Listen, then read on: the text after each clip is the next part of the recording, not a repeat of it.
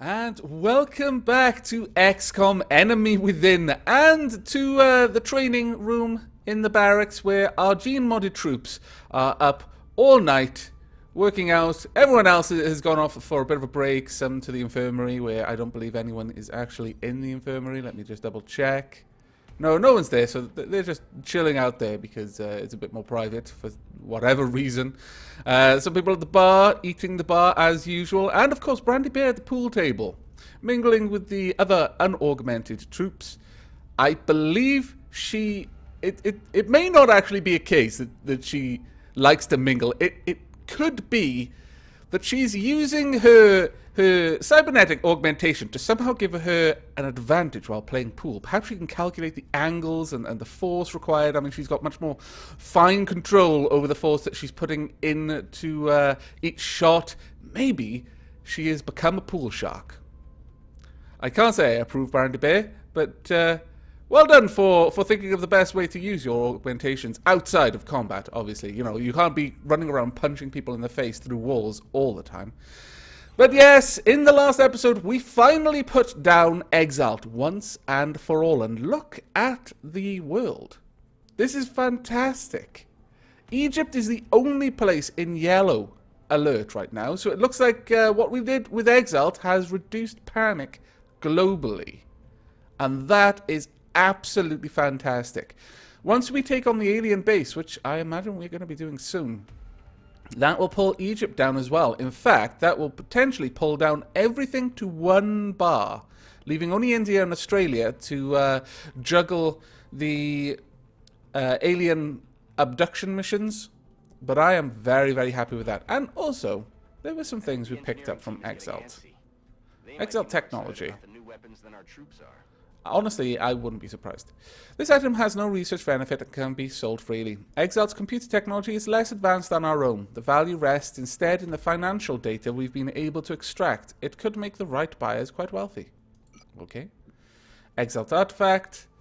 The artifacts we took from the Exalt base are eclectic and no doubt hold great symbolic value for Exalt. None of them appear to be relics of of a modern origin, suggesting Exalt has a lengthy clandestine history. The skull is especially mysterious. Could it be the result of an internal power struggle? I'm not going to sell those. We won those fair and square. Recovered art. We've recovered some expansive and rare paintings from the Exalt base, which should fetch a high price on the collector's market. Their presence certainly suggests that Exalt backers have black market contacts in addition to a large amount of cash. And again, no, we should be using these to decorate our base. My lord. But I don't think we need these. But as we've seen, some countries actually ask for them. So we will hold on to them for now. Anything else I can sell? I don't actually think so. No. Very well. We are going to move on then. Now, what are we doing in research at the moment? 4 days on the fast craft. I've already put the new recruits to work in the lab. No, I think it may be time. We've got 3 days on some soldiers arriving at HQ. I suppose I can wait for that before we launch the alien base assault. But at the same time, there may not be a point because I'm not going to be taking any of those soldiers on the alien base assault. This is going to be my A++++ star team that's going there. If it's anything like the alien base assault was in UFO Enemy Unknown, then I really can't afford to mess around. But I think we're going to need the key. Let's go ahead and manufacture that. Are there any other things that I really am going to want? Got a couple of plasma rifles, but we're good at the moment. Combat stims, no. I may actually take an arc thrower, see if we can capture a couple more aliens. That might be a good move to make. We've got plenty of Titan armor. I actually don't think there's anything more that we need. I think we're ready. I think it's gone long enough, really. It's time that we took on the aliens at their base. As our understanding of alien materials grows, we believe that we can develop a process that would reduce the repair times of fighter aircraft and shift units. Yeah, actually, you know what? I've got the resources to go ahead. We need weapon fragments, clearly. We're certainly keeping the boys down in the foundry busy. Really? I'll let them know you've got another project ready for production. I don't believe we are. Okay, I'm going to give it three days. Well, I'll let the new fighter craft be researched, because that's only going to be 4 days. Because if I launch the alien base mission, I've got a feeling if it is anything like it was in my UFO enemy and XCOM enemy unknown playthrough, it'll be 3 or 4 episodes of me fighting this. So let's get the happy fun stuff out of the way first. Okay, let's check this out then. Codename Skylands. After an exhaustive reverse engineering effort by the research team, we now believe it should be possible to mirror the functionality exhibited by the aliens' advanced flight and navigational computers. These systems provide the pilot with a depth of information well beyond our current avionics package, and will certainly bring us closer to matching the alien ships in combat.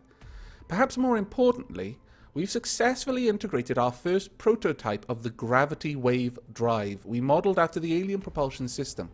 With this mechanism in place, we can expect, at minimum, a 2-fold increase in the Firestorm's maximum thrust output when compared to our traditional pulse engine-equipped interceptors. Assuming Dr. Shen and his team are able to successfully complete the fabrication process, our ship should be every bit as fast and deadly as the aliens' own craft.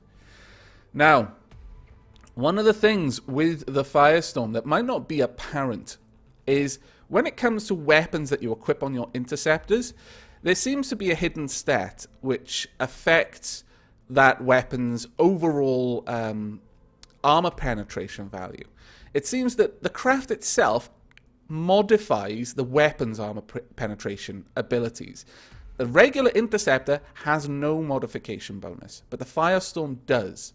So when you're taking on the really, really big craft, the ones that tend to have really thick armor that an interceptor, without the best weapons, wouldn't even be able to damage at all, then, well, they can always do a tiny little bit of damage, but it is such a small amount, you'd need hundreds of successful hits to take it down.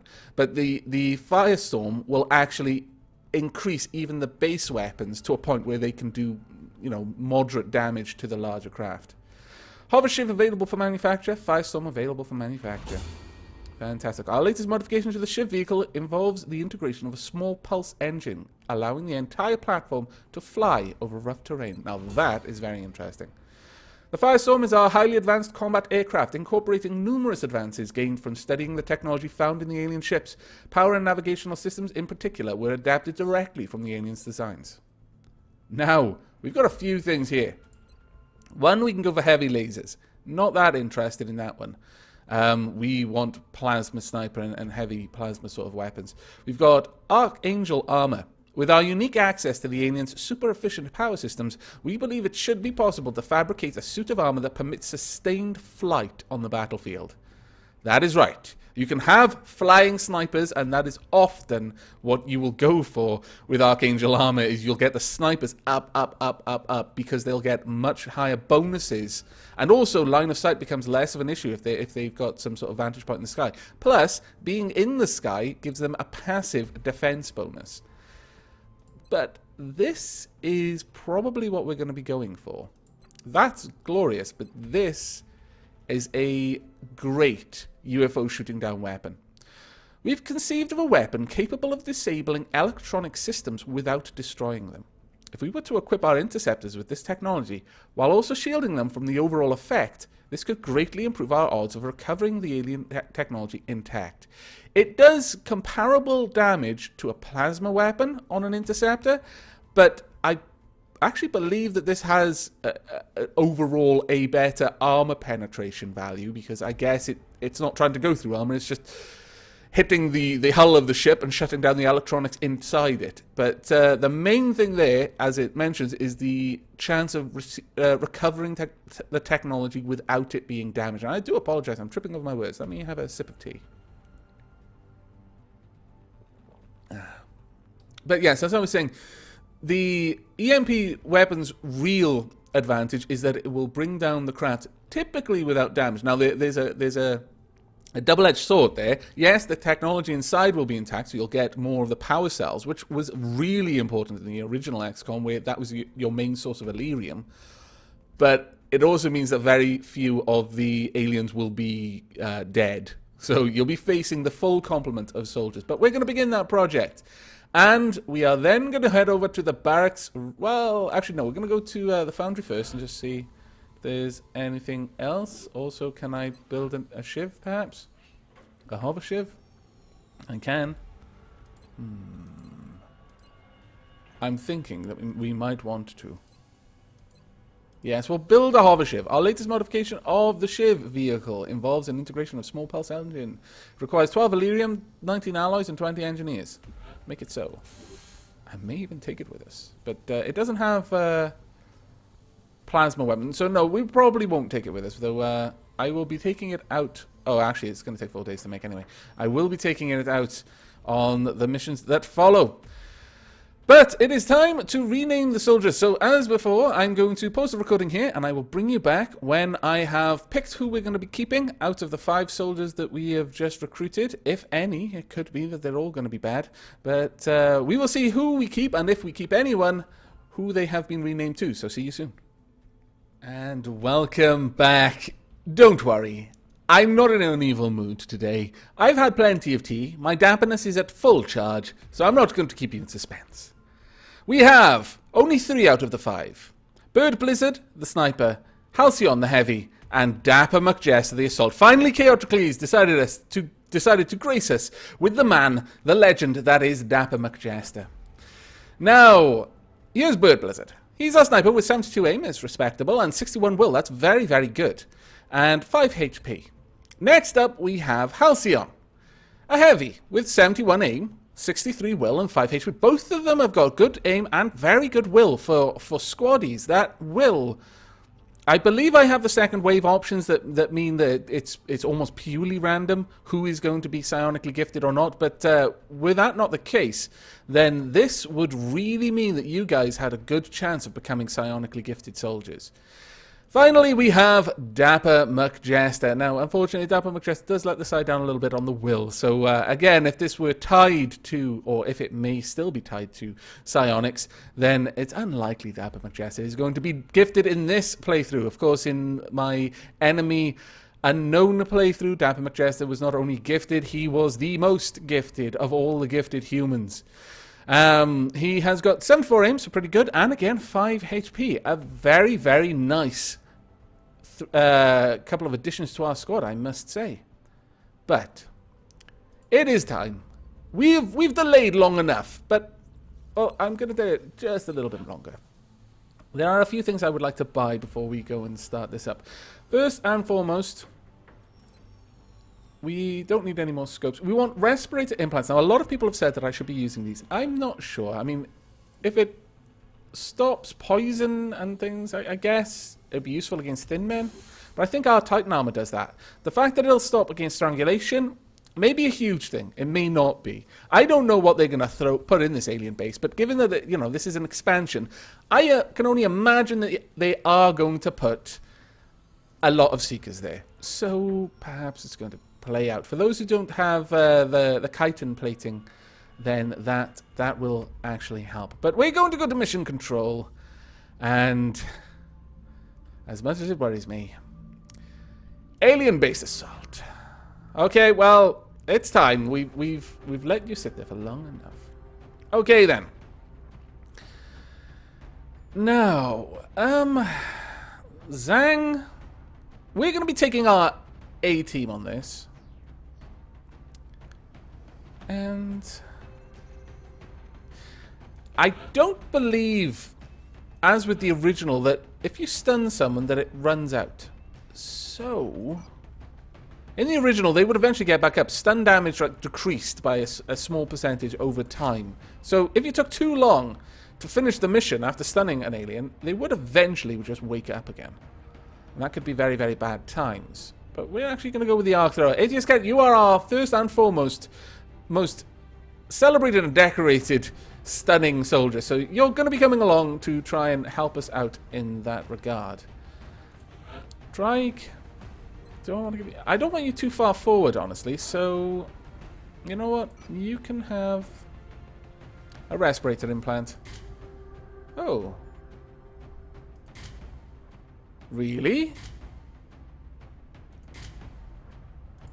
My lord, I didn't realize this gave health. Confers 2 extra health. Well, does it say that in the description? I'm sure it didn't.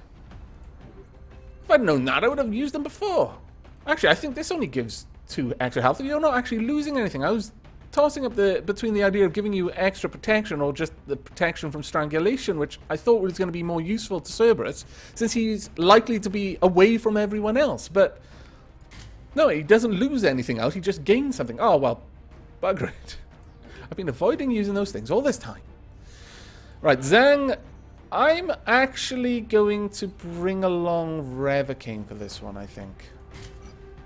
As awesome as you are, I think we want Revocaine with this on this one. This needs to be our A+++ star team, after all. And it's simply not the A+++ star team without Revocaine. And it's as simple as that, really. Yeah, I'm pretty happy with that. Though, I'm not as fond of this form-fitting attire you've got there, Revocaine. No, no, no. We need something a bit more robust for you. Not different colour, just more robust. Yeah, okay, that's pretty good.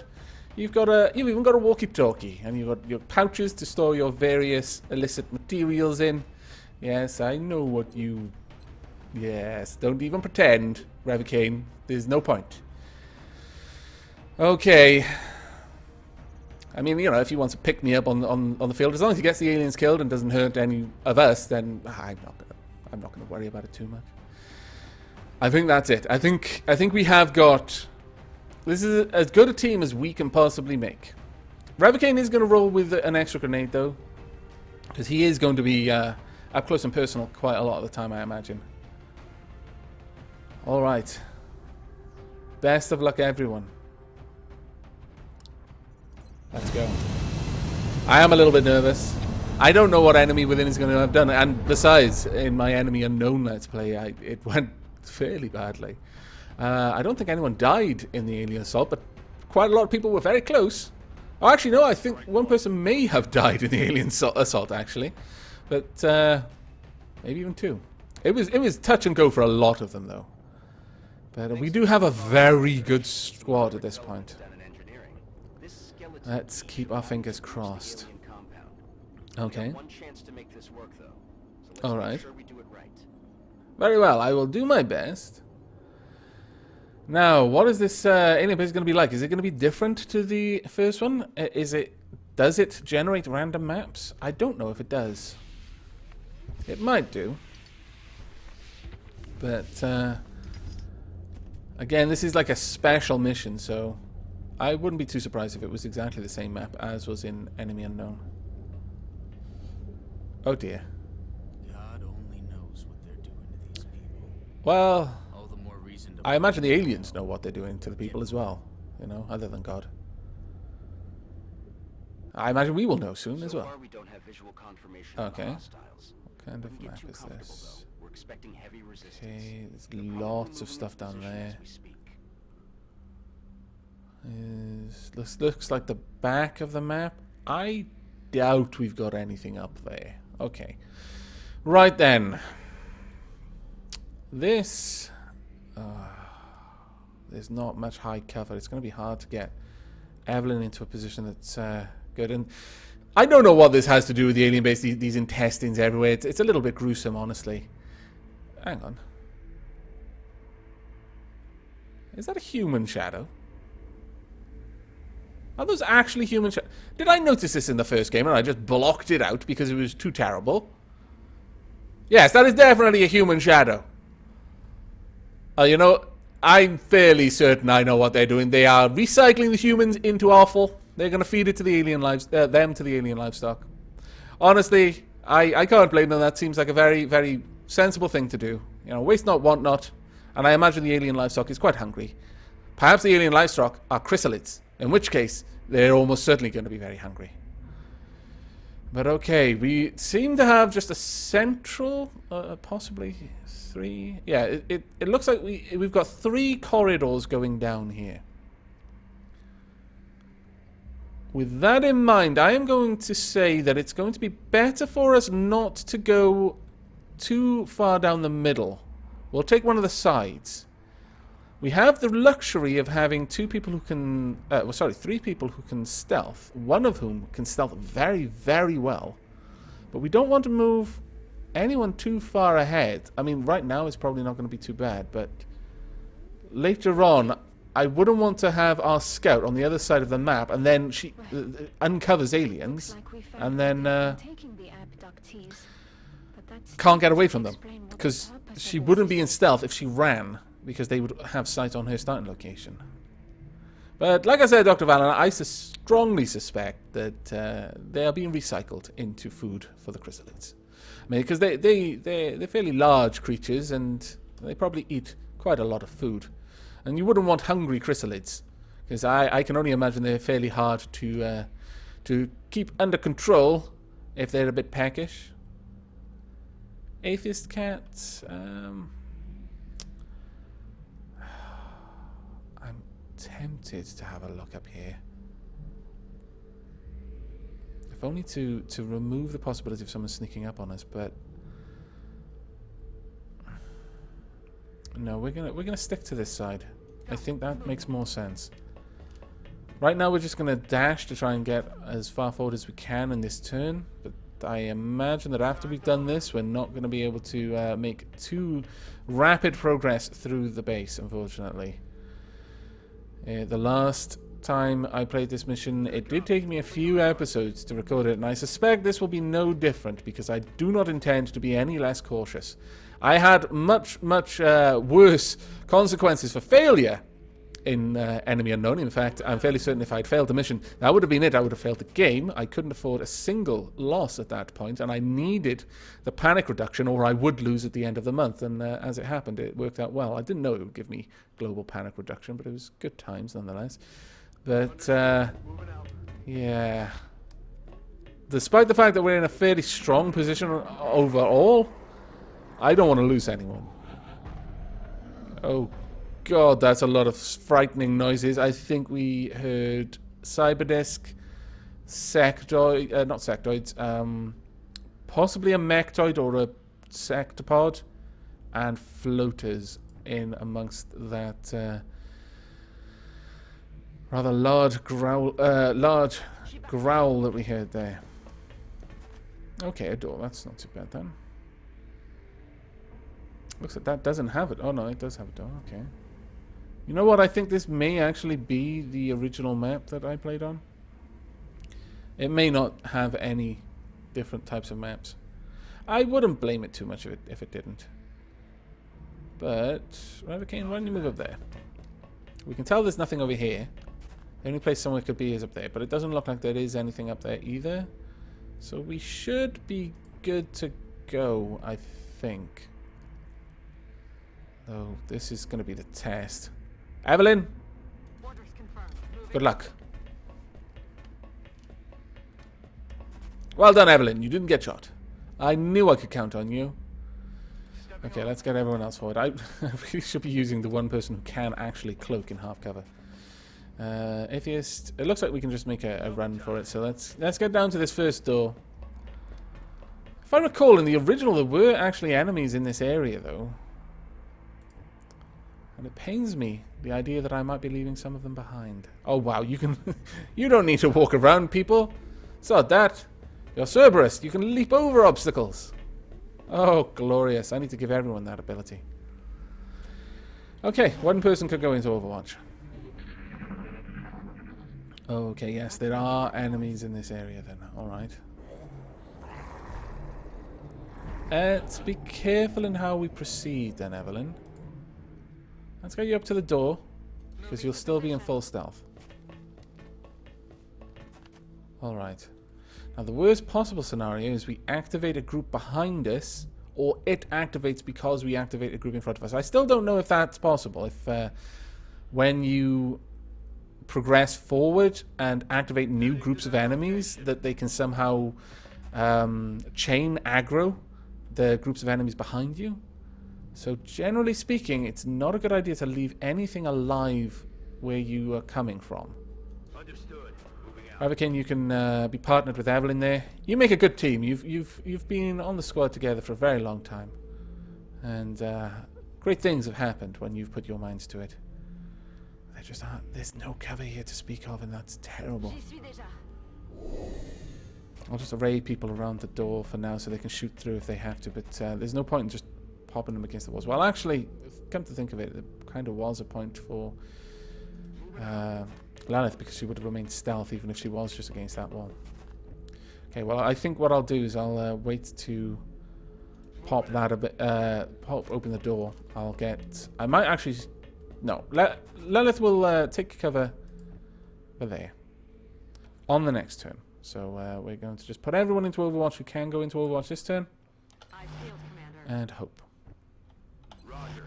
I've got my eyes on. Alright, let's see. Oh lord, those noises, they're very, very frightening. Are those blue? Are they not oxygenated? No, actually, I think that's just the Fog of War Grey Shadow, maybe? Maybe. Alright then. Lalith, let's get you there. Well, since we've done it with that, may as well do it with you as well. Okay, we'll just use this one more turn, and then we're going to pop open the door, and hopefully we will see some interesting things on the other side. Hopefully, things that don't immediately kill us. That would be the best possible situation, is that we don't die. Okay. There's definitely something over there. I don't know, but we're probably going to find out soon enough. Alright, Ravicane. What are we going to find inside? A power cell, okay. A raised platform. If I recall correctly, and this is indeed the same map, then I may have used this area as a bit of a killing floor. And I may well use that tactic again, because it worked fantastically well for me before. Right. Lalith, I need you to move as far forward as you can in one go. I want to know what's in there. Oh, good lord. I'll be honest, Lalith, I wish you hadn't found that. What is a Sectopod doing here already? I don't remember there being a Sectopod in the last... Oh, this is terrible. Okay, how are we going to deal with this? I have no clue. Ravicane, can you get a rocket over there? You can get a rocket over here, yes, but you can't quite get it to hit them. I guess if we backtracked and positioned Ravicane by here, he could rocket through there. But then what is he going to activate whilst there? Okay, well...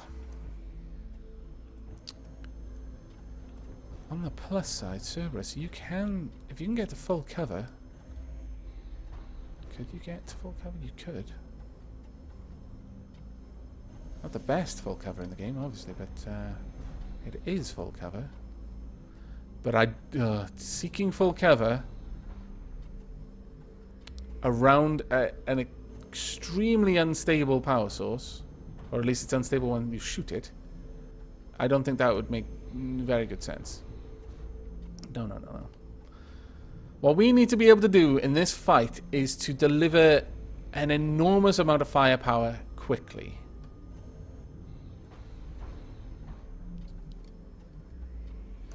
Right, Evelyn, I'm going to put you here because at least you will have cover there and you'll still be in full stealth. Alright, Cerberus, you can't see a thing, can you? No, asking for way too much from you. Alright.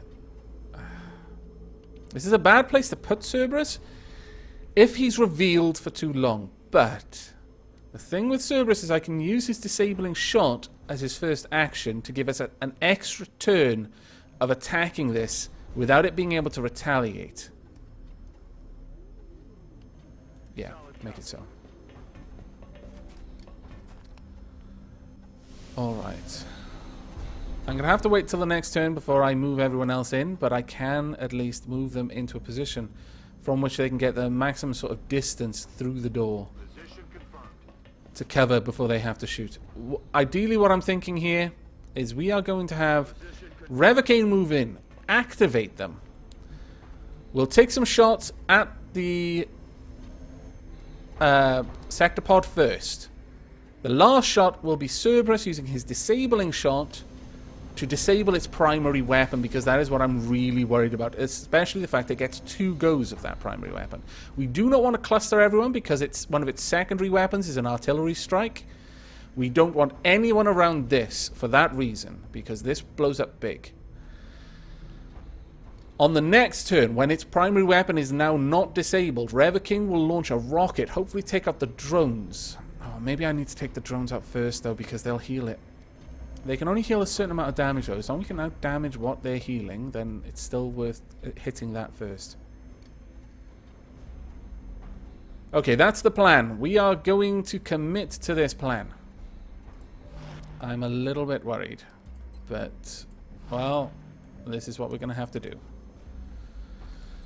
But, looking at the time, I've decided I am going to be evil. I've drunk about 3/4 of my tea, so my tea is no longer full, and thus my dapperness charge is depleting rapidly.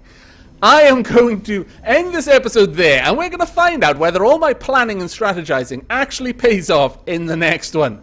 I know it's terrible, but at the same time, I hope you look forward to finding out how this plan goes, whether it goes well or whether it goes terribly badly. And if it goes badly, hopefully it'll at least go badly in a hilarious way, but we will find out in the next episode. So, until then, and as always, do take care.